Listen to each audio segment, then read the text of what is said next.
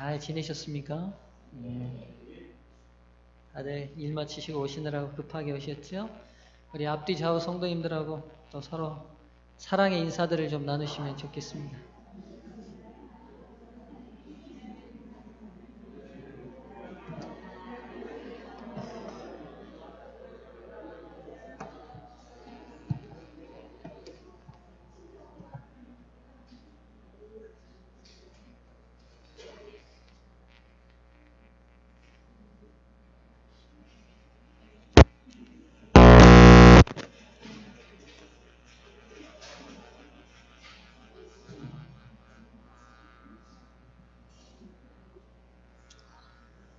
예, 지난 한 주를 못 뵀죠? 예, 성도님들, 예, 저는 가평교회 주말 봉예를 잘 마치고 왔습니다.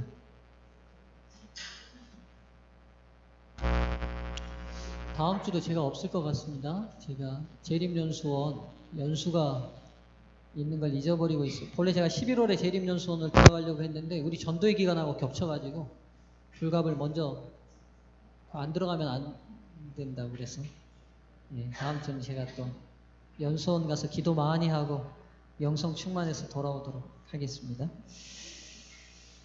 역대상 20장을 펴겠습니다.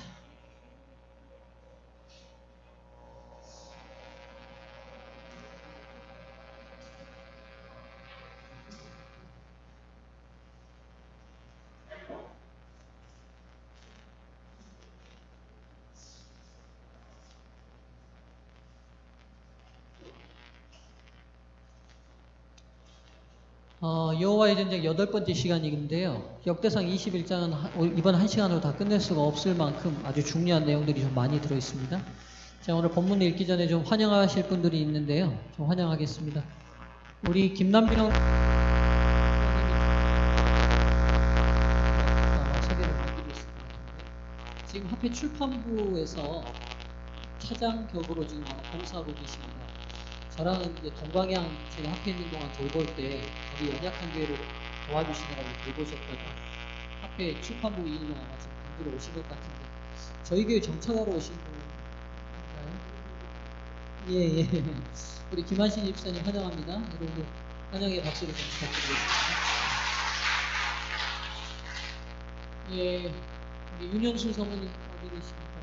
예, 예. 예, 제가 일어나라는 말씀하는데 자동적으로 일어나시네요. 네, 환영합니다. 예, 잘하셨습니다. 예, 진심으로 환영합니다. 그 다음에 우리 현민이가 휴가차 왔네요. 예.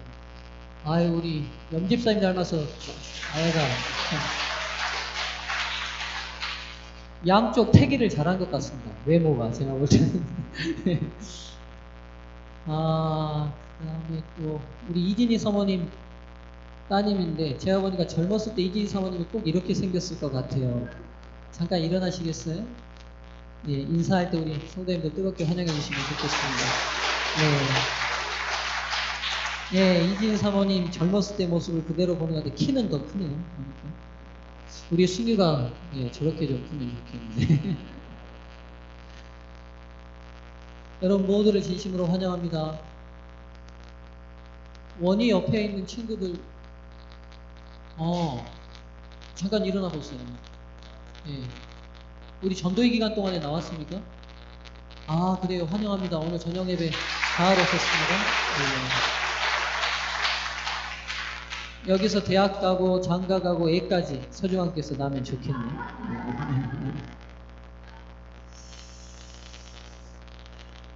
여러분 영원하면 구원하는 게 얼마나 어려운 시대입니까? 근데 저런 청년들이 교회 안 떠나고 자라서 결혼하고 애 낳고 그 김남중 장로님 다 그러신 거 아니에요?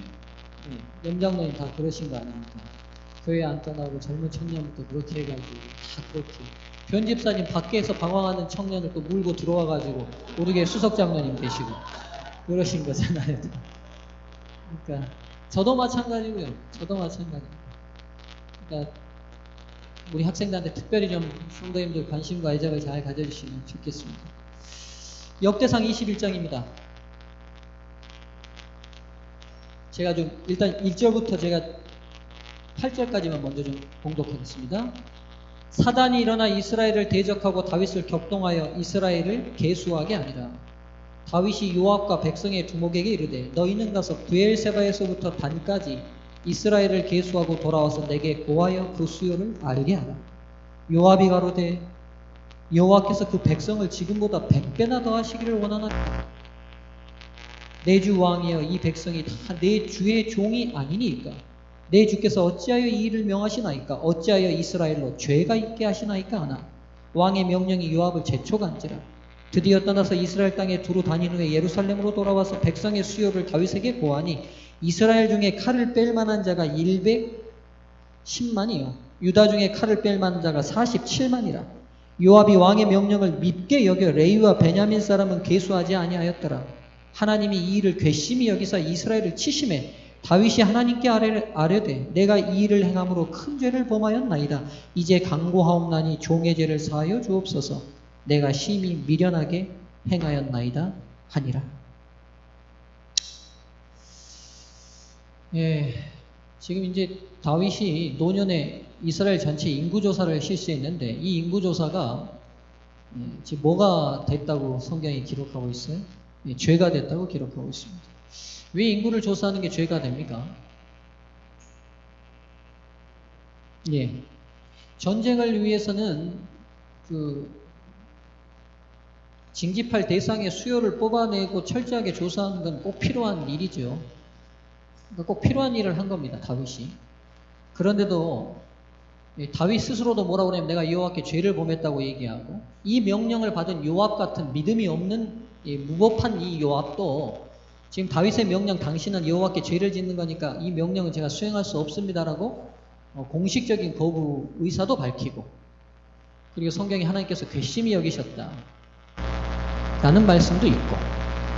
왜 인구조사가 죄가 되죠? 네.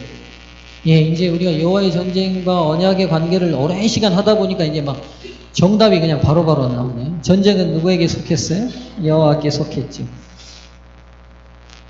그럼 여러분 이스라엘 역사에서 인구조사가 없었습니까?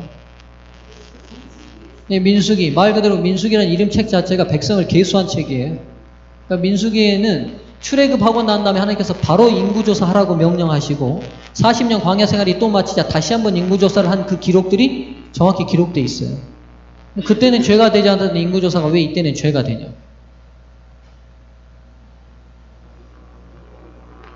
네. 그때는 죄가 되지 않았던 인구조사가 왜 이때는 죄가 됩니까?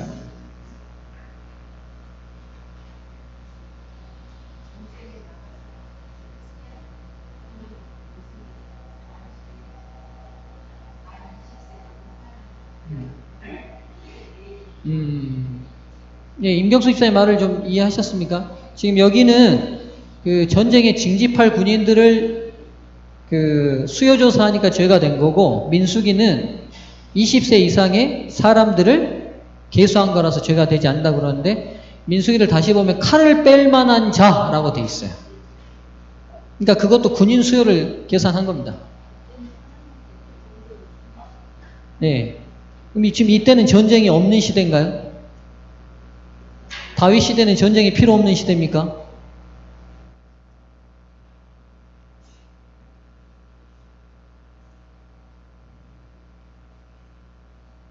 일단 이 질문은 차차 답을 찾아가기로 하고요.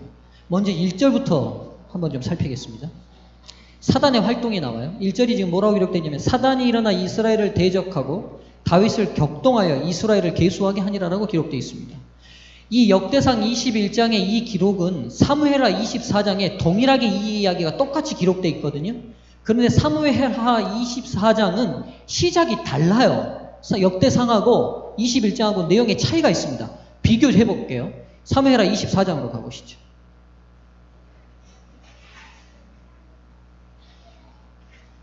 똑같이 다윗의 인구조사한 내용이 기록되어 있는데요. 이 시작의 이야기 자체가 완전히 대조적으로 다른 내용으로 시작이 됩니다. 24장 1절입니다.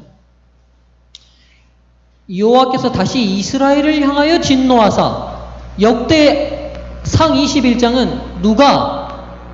사단이 다윗을 격동시켰다고 되어 있는데 똑같은 사건을 사무엘하 24장은 여호와께서 다시 이스라엘 향하여 진노하사 저희를 치시려고 다윗을 감동시키사 가서 이스라엘과 유다 인구를 조사하라 하신지라 이렇게 기록되어 있어요. 그러니까 지금 똑같은 사건을 완전히 다르게 기록해놨는데 자 사무엘하는 어떻게 기록했어요? 24장은 인구조사가 죄가 되는 건 틀림없는데 그 죄가 되는 인구조사를 누가 시켰다고요? 예, 하나님께서 다윗을 어떻게 했다고요? 예, 감동시켜서 인구조사를 시켜서 인구조사라는 죄를 범하게 했다는 거예요. 반면에 대상 21장은 이 똑같은 기록을 뭐라고 해놨어요? 누가요?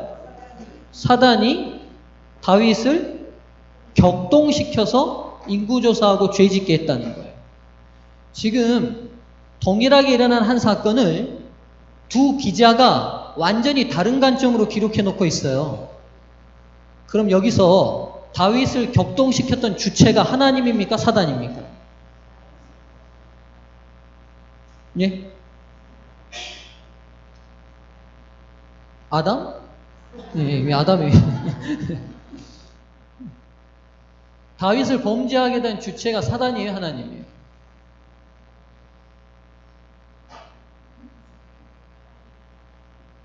네? 꿀 드신 벙어리처럼 말씀해 주세요. 네? 사단입니까? 그럼 왜 사무엘하 24장은 하나님이 다윗을 감동시키셨다고 표현해놨습니까?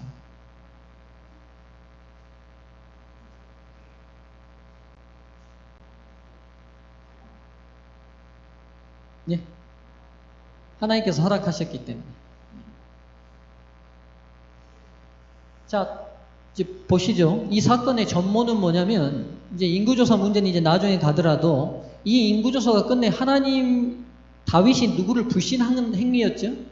하나님을 불신하는 행위였어요. 하나님을 불신하는 행위였거든요. 하나님과 다윗 사이에 불신의 문제가 생기는 것은 누가 하는 일입니까? 사단이 하는 일이에요. 그러니까 역대상 21장의 저자는 근본적으로 다윗을 유혹하고 격동시킨 존재의 주체가 누구다라고 말하고 있어요? 사탄이라고 말하고 있어요. 그런데 사무엘하의 기자는 그 주체가 하나님이라고 말해요. 그렇죠?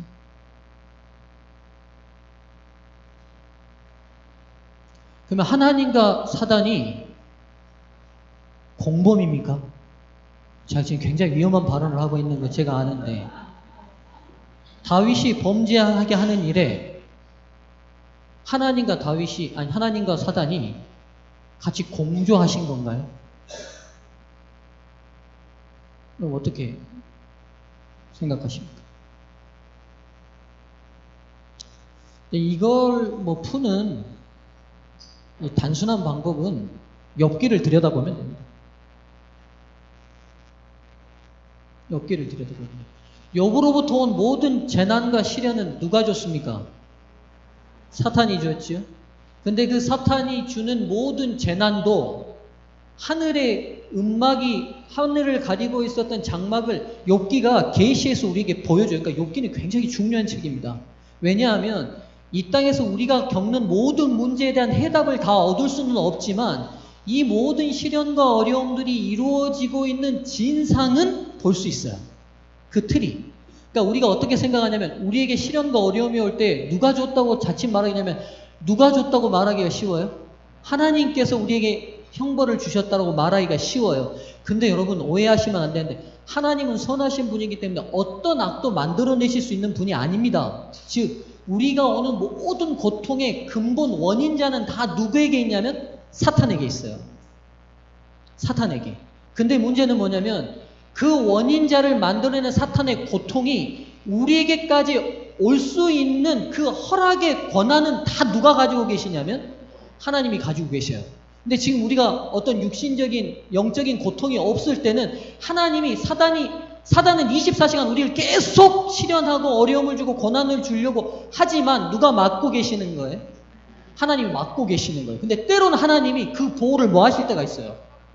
거두실 때가 있어요. 그러면 사단의 공격이 직접적으로 오는 거예요. 이해되시죠?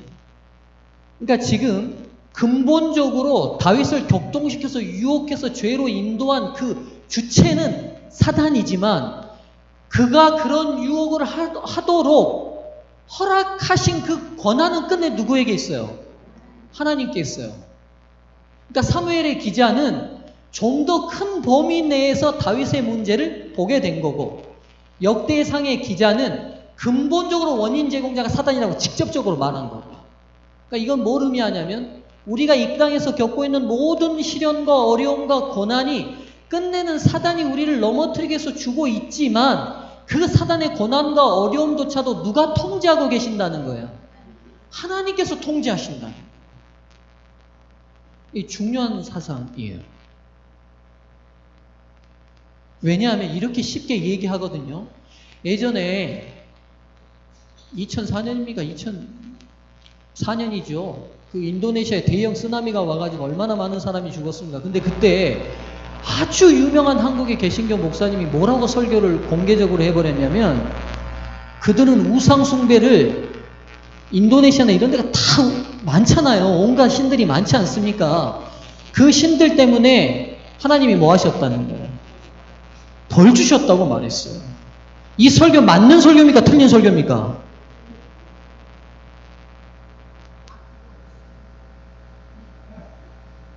근데 여러분 이 뉘앙스는 직접적으로 그 고난을 누가 줬다는 거예요. 지금 이 목사님의 설교는 그 형벌을 그 인간의 죽음과 고통과 아픔과 사별과 그 모든 재산의 파괴 같은 것들을 누가 직접 해버리셨다고 말하는 것 같아요. 하나님께서 직접적으로 하신 것처럼 말하잖아요. 그런데 여러분 그 모든 고난의 진상은 원인자는 누구고요? 사탄이에요. 사탄. 근데 사탄이 언제나 교묘하게 본인이 인간에게 준 모든 고난을 누구에게 뒤집어 쓰기를 좋아해요? 하나님께 뒤집어 쓰기를 좋아하죠. 근데 하나님께서 사탄이 인간들을 그렇게 힘들게 하는 그 시련과 어려움들을 막으실 수 있지만 그 보호를 거두시고 허락하신 이유가 있겠죠. 그 이유는 우리가 이 땅에서 다 알 수 있을까요? 모를까요? 몰라요, 여러분. 왜냐하면 우리 인간의 지력으로 이 복잡한 우주 구속의 상관관계를 다 이해할 수 없어요. 뭐와 똑같냐면 나비 효과 여러분 들어보셨죠? 나비 효과가 뭡니까? 1970년대에 기상학자였던 한 미국의 학자가 브라질에 있는 나비가 날개짓을 하면 그게 미국을 움직이는 토네이도가 될 수 있다는 특별한 이론을 발표했어요. 그러니까 엄청난 피해를 주는 그 토네이도도 우리는 알지 못하지만 어디에선가 아주 작은 시작으로 시작될 수 있다는 이론이에요. 그러니까 혼돈처럼 보이는 이 카오스의 세상에 일어나는 이 설명할 수 없는 못된 일도 분명히 우리는 알지 못하지만 어딘가서 일어난 작은 원인자가 있었다는 거죠. 이건 뭘 의미하냐면 지금 우리가 인생사에서 설명할 수 없는 너무 많은 문제들이 있어요. 그렇죠? 오늘 내가 겪는 고통의 문제들은 이것들이 어디서부터 오게 되고 어떤 원인이 일어나고 이 문제가 또 누구에게 어떤 영향을 미칠지는 아무도 몰라요. 근데 이 복잡한 모든 상관관계가 끝내 누구의 통제 아래 있다는 거예요. 하나님의 통제 아래 있다는 거예요. 이게 그리스도인들이 꼭 가져야 될 사상이에요.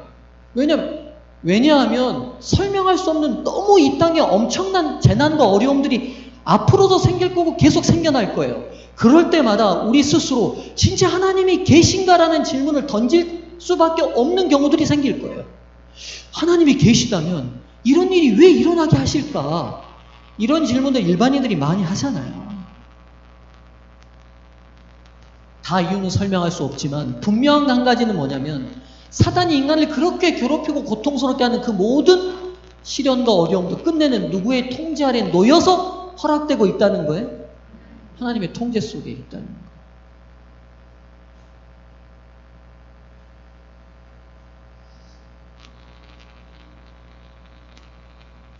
그래서 여러분 사탄은요 제가 볼 때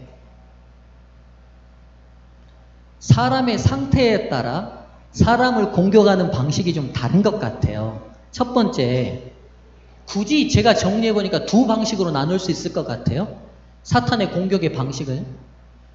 첫 번째는 어떤 사람들이냐면 이 세상을 살면서 믿음도 없고 또 주님 안에 있다 하지만 믿음이 연약한 사람들에게는 사탄이 어떻게 공격하냐면 유혹하는 것 같아요. 유혹해요. 유혹한다고요? 유혹은 달콤한 것들을 제시하고 우리가 가진 자유의지를 뭐 하도록 하는 거예요? 잘못 활용해서 선택하도록 만드는 올무가 유혹이죠. 가령 예를 들면 우리 안사람보다 더 예쁜 여자가 와서 저랑 사귀시다. 이게 뭐예요? 이게 유혹이잖아요. 그렇잖아요. 그렇죠? 술 좋아하는 사람에게 술 끊겠다고 결심한 사람에게 뭘 갖다 주면 술을 갖다 주면 이게 유혹인 거죠. 그렇죠? 이렇게 믿음이 연약하거나 이 땅에 살아가는 많은 사람에게 믿음이 견고하지 못한 사람들에게 하는 사단의 공격의 첫 번째는 유혹을 해요. 그러면 믿음이 연약한 사람들, 우리 모두에겐 하나님께서 뭘 주셨냐면 자유의지를 주셨고 이 자유의지를 뭐 하냐면 사람들이 잘 선택하면 되는데 잘못 선택하게 되는 경우가 생겨요. 잘못 선택해요. 그러면 거기에 따른 뭐가 와요? 그 잘못 선택한 것에 대한 결과가 와요. 이 결과를 성경은 때로 형벌이라고 묘사해요.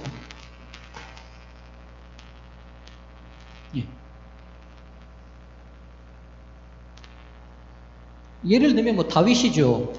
다윗을 유혹했죠. 밧세바의 아름다운 모습을 보고 그가 넘지 말아야 될 간음을 하도록 허락하는 그 유혹이 사단으로부터 오죠. 다윗이 잘못된 자유의지로 어떻게 했어요? 자유의지를 잘못 사용해서 잘못된 선택을 했어요. 그랬더니만 이르러 온 게 뭐예요? 이르러 온 형벌들이. 여러분 다윗의 인생 자세히 보세요. 그의 아들 암논이 누구를 강간해버려요? 자기의 배다른 동생 다말을 강간해버리잖아요. 그렇죠? 그러니까 그의 오빠 압살롬이 암논을 죽여버려요. 그리고 도망가 버렸어요.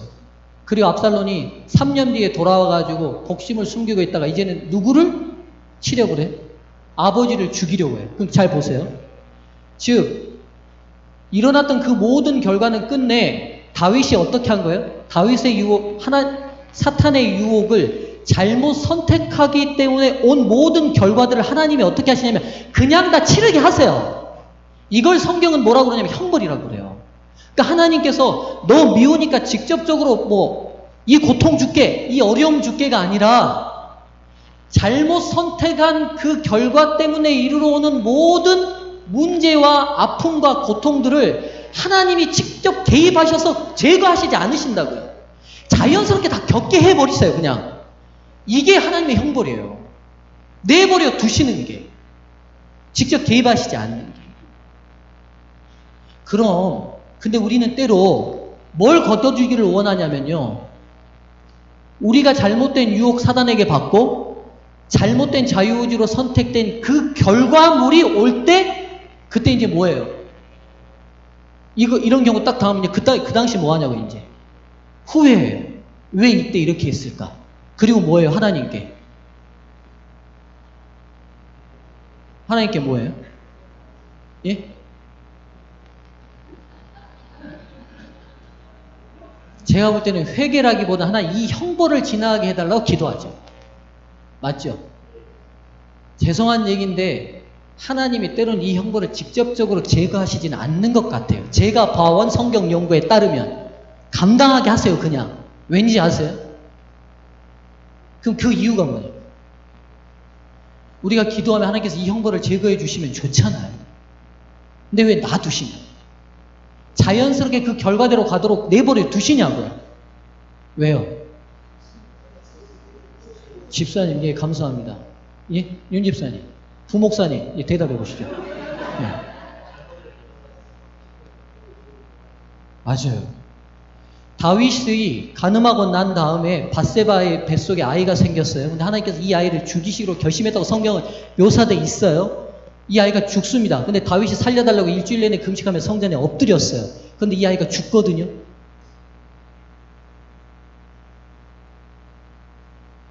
그 다음부터 다윗은 여자 문제가 안 생깁니다. 성경에 더 이상 여자 문제가 없어요. 그래서 성숙한 성도는 형벌을 달게 받는 거예요. 아멘이 적을거 예상했습니다, 제가.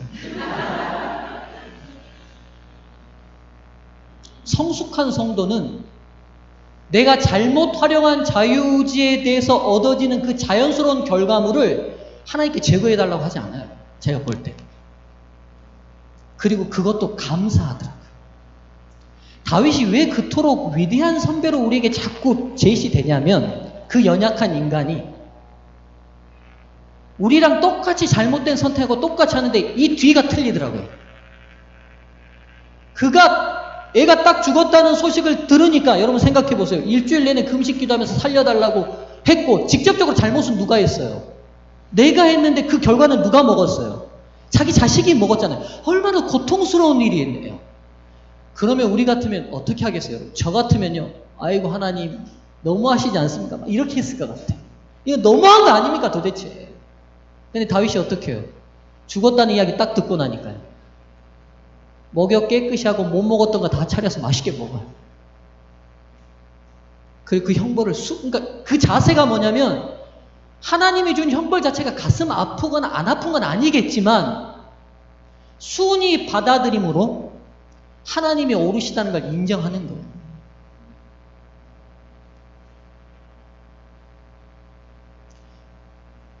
저랑 함께 신앙하는 동안 저도 여러분에게 그런 모습의 신앙인으로 성도님들도 저에게 그런 모습의 신앙인으로 성숙해가는 소중한 교회가 됐으면 좋겠습니다.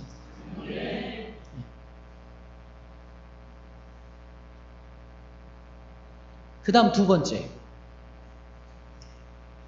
자유의지를 바르게 사용하고 믿음으로 굳건히 섰는데도 고난이 와요, 안 와요? 이 문제는 어떻게 풀 거냐? 그렇죠? 자, 사단은요. 두 번째, 믿음에 굳건히 서 있고 아주 바르고 믿음 있는 사람들에게도 뭘 줘요? 고난을 줘요. 이걸 베드로 사도는 뭐라고 하냐면 애매한 고난이라고 했어요. 애매한 고난. 애매한 고난이 있어요, 없어요? 있죠. 있어요. 신앙생활 하다 보면 그런 안타까운 분들이 있어요. 저렇게 훌륭하신 장로님인데 저렇게 훌륭하신 집사님인데 자녀들이 갑자기 사고로 죽기도 하고 본인이 또 아프시기도 하시고 사업이 망하기도 하시고 그래서 제 마음속으로는 안타까워서 하나님께 기도할 때 하나님 저분에게 저런 고난은 안 맞지 않습니까? 이런 기도가 드려지는 분들이 있어요. 그러면요 사탄이 두 번째 쓰는 공격 방향은 유혹이 안 먹히는 사람들이에요. 유혹이 안 먹히는 사람. 요셉 같은 사람, 다니엘 같은 사람이에요. 유혹이 안 먹히는 사람은 어떻게 공격하느냐? 핍박합니다. 핍박해요. 그런데 문제는 뭐냐면 하나님께서 이 핍박을 막아주시면 좋은데 막으셔요, 안 막으셔요? 안 막으시고 허락하세요. 그래서 애매한 고난을 받게 돼요.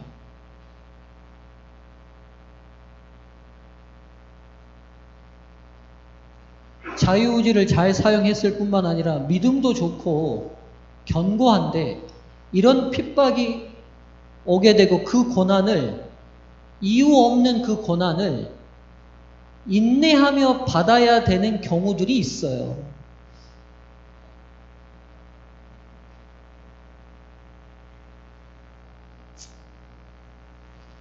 왜 하나님께서는 그 고난을 허락하실까요?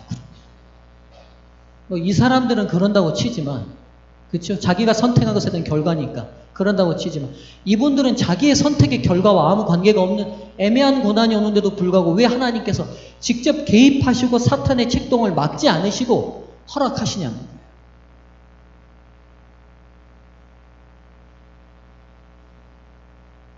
왜 그럴까요? 예. 예, 예.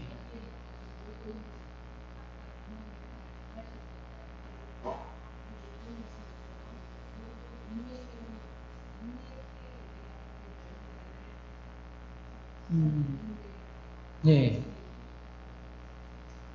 그래요, 집사님. 여러 원인들이 있는데 이 원인이 다 연결돼 있어요. 첫 번째 가장 중요한 이유가 뭐냐면 개인의 더 깊은 성숙과 성장을 위해서 허락하세요. 아브라함이요, 믿음 있는 분이에요, 믿음 없는 분이에요? 믿음 있는 분이에요. 내 본토 친척 아비집을 떠나라고 할 때 다른 이유 아무것도 묻지 않고 떠났어요. 그런데 떠나서 지시한 땅 가나안으로 가자마자 뭐가 들어버리냐면 가뭄이 들어버려요. 가뭄이 들어버렸어요. 아니, 믿음으로 결단하고 하나님 지시하신 땅으로 갔는데 가뭄이 들어버렸다고요. 왜요? 가뭄이 드니까 아브라함이 살려고 어디로 내려갑니까? 풍요로운, 그 당시 가장 풍요로운 땅 이집트로 들어가요. 이집트에 들어가기 전에 다윗이 부인에게 거짓말을 시키죠. 뭐라고요? 아브라함이 거짓말을 시키죠. 뭐라고요? 당신 나 남편이라고 하지 말고 내 여동생이라고 하라고. 왜요? 사라가 너무 이뻐서 자기 죽이고 사라를 취해버릴까봐 두려워서 거짓말을 시키죠. 즉 아브라함같이 믿음이 있었던 사람도 그의 성품에 아직도 더 성장하고 성숙해야 될 부분이 있어요, 없어요? 있었던 거죠. 근데 그 부분이 애매한 고난이 아니고는 드러나요, 안 나요? 안 나요. 하나님께서 애매한 고난을 허락하시는 중요한 첫 번째 이유가 뭐냐면 우리의 더 깊은 성장과 성숙을 위해서 허락하신다는 사실을 기억하셔야 합니다. 열심히 일해도 돈 못 버는 재림교인들 많죠. 애매한 고난이에요, 내가 볼 때. 왜냐하면 그걸 통하여 우리가 더 깊은 성숙과 성장을 경험하게 하시는 거예요. 하는 일마다 안 되는 재림 성도들이 있죠. 안식일도 철저히 지키고 주님을 위해서 헌신 다 하고 봉사 다 하고 정말 전도 열심히 하고 주님 말씀대로 살려고 몸부림치는데도 안 되는 성도들이 있어요. 애매한 고난. 왜요? 그 일을 통해 우리에게 주어진 뭐가 있어요? 더 깊은 성장과 성숙의 과정이 있는 거예요. 그 다음 이 성장과 내가 애매히 고난받는 그 성장과 성숙의 과정이 뭘로 바뀌냐면 교회에 덕을 세우고 인류에게 유익을 끼치는 데까지 나아가게 됩니다. 예를 들게요. 사도 바울이 복음을 전하다 돌에 맞아 죽었어요. 그래서 죽어서 그 시신을 갖다 버렸다고요. 기절한 걸 사람들이 착각하고. 근데 그 돌에 맞아서 고통받는 그 현장에 누가 있었냐면 디모데가 있었어요. 그리고 그가 그 성에 다시 들어갔을 때 누가 회심하고 돌아와서 평생을 헌신하며 사도 바울의 가장 중요한 동역자가 돼요? 디모데가 돼요. 즉 돌에 맞은 그 애매한 고난이 교회의 가장 중요한 지도자를 세우는 덕을 세워버린 거예요. 그리고 인류 구원에 영향을 끼쳐요. 이게 하나님의 경영이에요. 그가 여러분, 제가 성경을 보고 용감면 할 때마다 제 마음에 드는 마지막 늘 중요한 결론이 뭐냐면 내 삶의 말 한마디 행동 하나가 얼마나 중요한가라는 인식을 하지 않을 수가 없어요.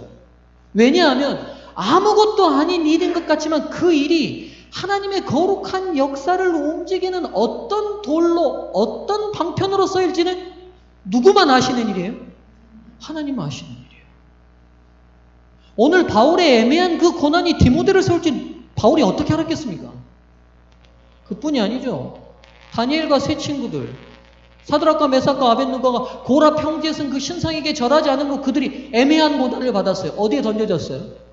풀무불 안에 던져졌죠.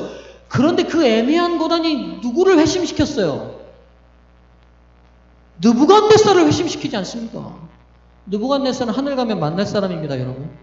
한 녀석께서 그는 구원을 제 기록에 구원을 이룬 사람이라고 받은 사람이라고 얘기하니까요. 그들의 애매한 고난이 느부갓네살을 바꿨고 느부갓네살을 바꿈으로 인해 제국 전역에 하나님의 영광을 드러내는 인류의 유익에 영향을 끼치게 됐어요. 여러분, 그래서 고난은 아름다움이 있는 거예요. 근데 한국 기독교인은 고난을 좋아해요, 싫어해요? 그냥 조금 싫어요, 엄청 싫어해요? 제가 볼 때는 겁나게 허벌나게 징하게 싫어하죠. 한국 기독교인은 고난을 아름답게 묘사하지 않아요. 오직 축복을 뭐라고만 생각해요? 고난이 제거된 생애만을 다 축복으로 생각해요. 성경과는 죄송하지만 완전히 대치된, 제가 볼 때는 반대되는 내용이에요. 성경은 우리를 고난의 자리로 내모는 것 같아요. 그리고 우리의 그 애매한 고난이 하나님의 나라를 세우는 중요한 방편으로 사용된다고 성경은 얘기하는 것 같습니다. 마지막으로 가장 아름다웠던 예수의 고난이 인류를 구원하지 않았습니다.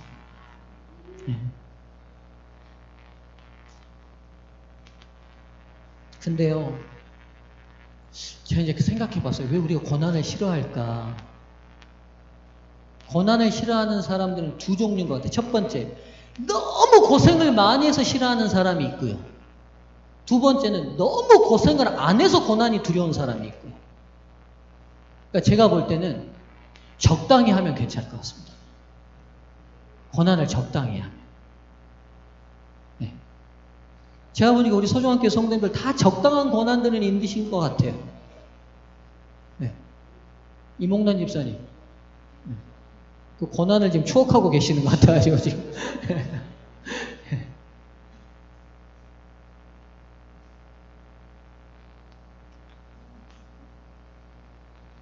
베드로 사도의 말씀 한 곳 찾겠습니다. 베드로전서 2장 19절로 21절.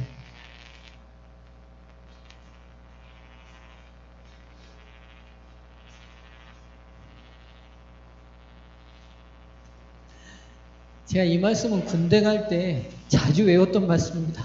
지금도 외웁니다. 그래서 베드로전서 2장 19절로 21절.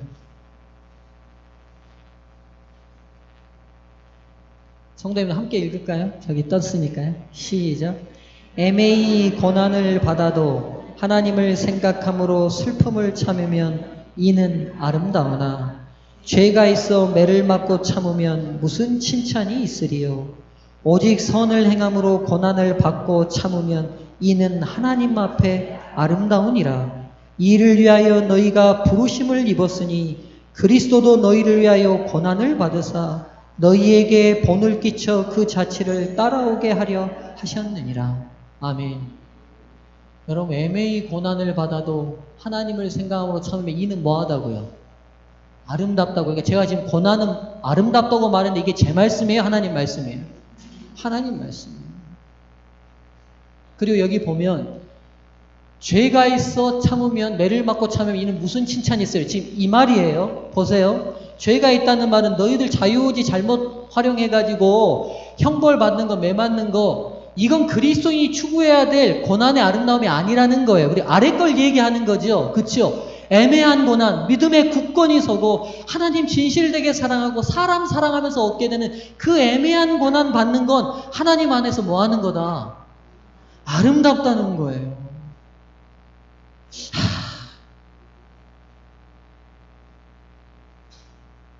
우리의 칭찬도 좀 달라져야 될 것 같아요. 변집사님 참 오늘 너무 예쁘네요. 이게 아니라 집사님은 혹시 뭐 어려움을 겪으면 집사님 이 어려움 중에서도 이렇게 교회 안 빠지고 나오시니 참 아름답습니다. 이 어려움 중에서도 하나님께 헌신하니 참 아름답습니다. 고난 가운데 그 고난을 이겨내는 사람들의 모습을 찾고 그것에 우리가 칭찬하는 아름다운 교회가 되는 게 진짜 교회가 아닌가. 네. 그런 생각을 해봅니다. 유혹에 자초된 형벌을 받지 말고 견고한 믿음으로 인한 애매한 고난은 기쁨으로 받으라는 바울사도의 권면을 저와 여러분 모두 믿음으로 받으시기를 바랍니다. 예.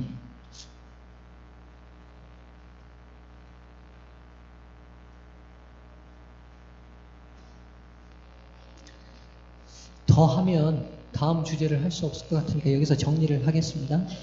자, 마무리를 지금 1절까지만 했거든요.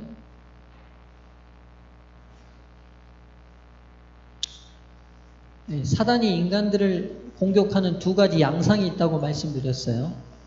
연약한 사람들, 믿음이 없는 사람들은 유혹하고요. 유혹해서 자유의지를 잘못 활용하도록 만듭니다. 그리고 얻게 된 그 결과를 하나님께서 놔두세요. 왜냐하면 그 고난 때문에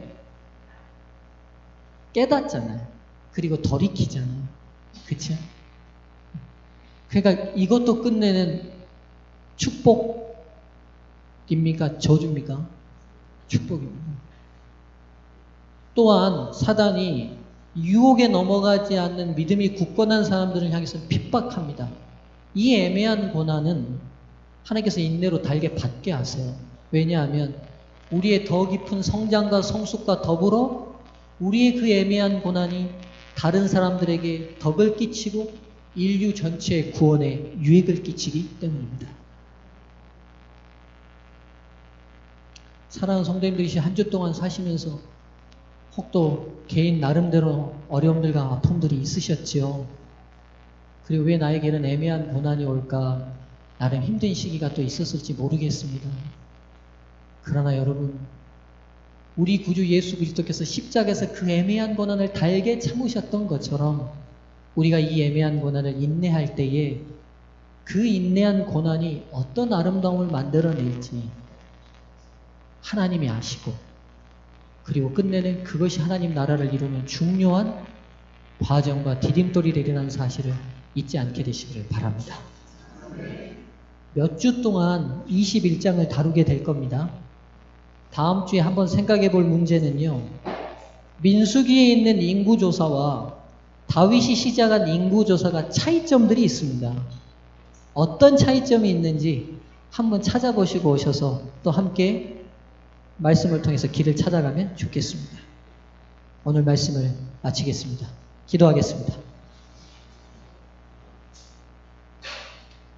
은혜로우신 하나님, 오늘도 감춰진 말씀의 계시를 여셔서 부족한 종의 입술을 통해 초자와 종들에게 양식을 허락하셔서 감사합니다. 우리 인간 삶 속에서 얻게 되는 여러 사단의 공격의 양상들이 때로는 이유를 알 수 없는 애매한 고난이 오며, 때로는 우리가 잘못 선택한 유혹에 넘어가는 아픈 결과들을 얻게 되지만, 필경은 이 모든 것들이 합력하여 선을 이루어내시는 하나님의 은혜가 있음을 인해 감사합니다. 하나님, 사랑하는 서중한 교회 성도들이, 그리고 이 종이 더 성숙한 신앙인, 주님 닮은 신앙인으로 성장하게 하셔서 하나님 나라가 이 땅에 도래하는 일에 우리가 아름다운 주춧돌들이 되도록 도와주시옵소서. 한 주 동안 살면서 우리 성도들 마음 아픈 일들이 있었습니까? 주님 계심에 모든 것들이 해결되는 안식일 되게 도와주시옵소서. 이날 주님의 은혜가 저희 모두와 함께 하시기를 간절히 바라오며 예수님의 이름으로 기도드리옵나이다. 아멘.